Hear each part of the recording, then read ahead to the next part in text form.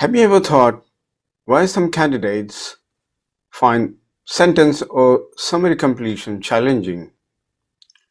Let's zoom in and learn how to tackle this type of question. Hello, I'm Abra here with another IELTS video about gap fill accuracy techniques. So, why is it so challenging? First of all, there are many options that seem to be correct. So, candidates are confused which word is to be supplied there. There's another thing that makes this task difficult. You do not find the same words in the passage which are used in the question.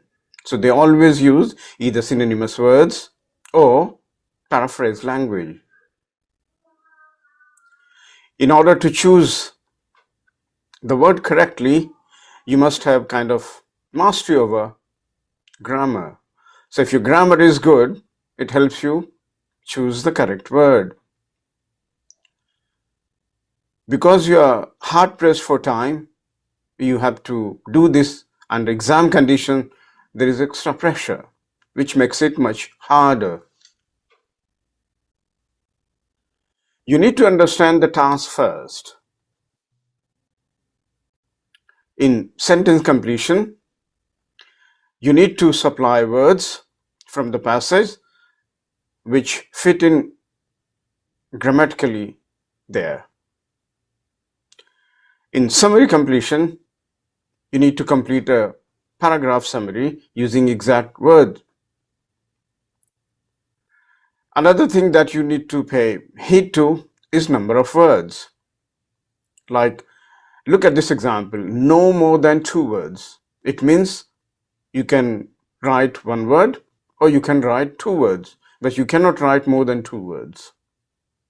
So if you choose a word which fit in there grammatically and it makes sense, you can use it. Or if there are 2 words that can be supplied there and they give meaningful sense, that would be fine. There are techniques to improve accuracy. You need to read the instructions carefully. You need to highlight, underline the keywords. And maybe you need to think of synonyms of those words that you might find in the passage.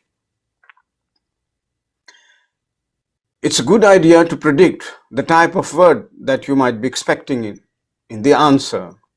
For example, if there is an adjective and the next word is missing, so you can think of, a noun probably there. Because we have this pattern in English language, adjective plus noun. So we have an adjective first and then a noun. Okay, so you need to think in terms of whether the word that you're looking for could be a noun or a verb or adjective. And you need to identify keywords before and after the gap because it helps you to find the correct word.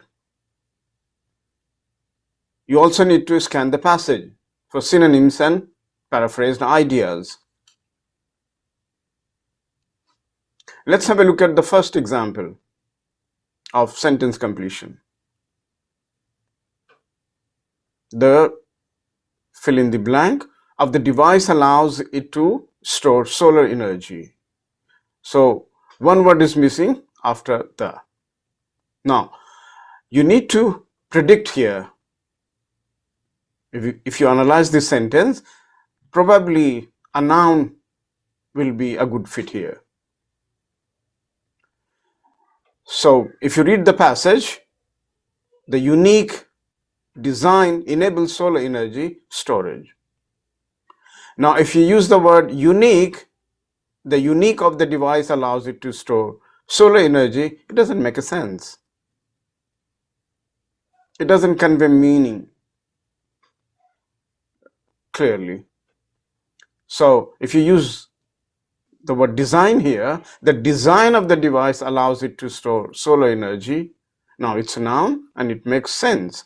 So it fits in grammatically there. So that's the correct answer. Let's have a look at the second example related to summary completion. So in the passage you read, Dr. Lee discovered that plant roots communicate using chemical signals. Now in the summary completion you find Dr. Lee found that the plants use gap to interact below ground. Now as you see here, plants use, what do plants roots communicate? Using chemical signals. So Dr. Lee found that the plants use, what do the plants use? Maybe you can convert it into question. So what do plants use? Chemical signals. So if you convert this into a question, you know exactly what you need to write here. To interact below ground. Yeah. So chemical signals would be the correct answer here. Now there are few things that you need to be careful about. So there could be distractors. So the words would be similar, but they are incorrect words. So you need to choose the correct word very carefully. Okay. So it may sound similar. It may give you, close meaning, but it may not fit in there grammatically. Sometimes, they explain a lot. They use a lot of words just to confuse you. And if you think this particular word could be the right answer, but if it does not fit in the sentence, it does not follow a correct pattern of English language, it's not grammatically correct, then that means it's a wrong answer. Okay, so once you choose the word which gives correct meaning, but it does not fit in grammatically, there could be another word, not the one that you have chosen. You need to check grammar. So you need to make sure the complete sentence is grammatically correct. You need to pay attention, maybe verb tenses or plural or singular nouns. Yeah. So according to the sentence, you need to choose the word which fit in grammatically there. And you need to use the words from the passage, not from your mind. Some students, choose something related to that. The words must be from the passage. Let's have a look at some of the tips that might be helpful, useful for you while doing this type of question. You must underline the keywords in the question. And then you need to think of synonyms of these words at the same time to help you find the answer. You need to predict before you look for the answer.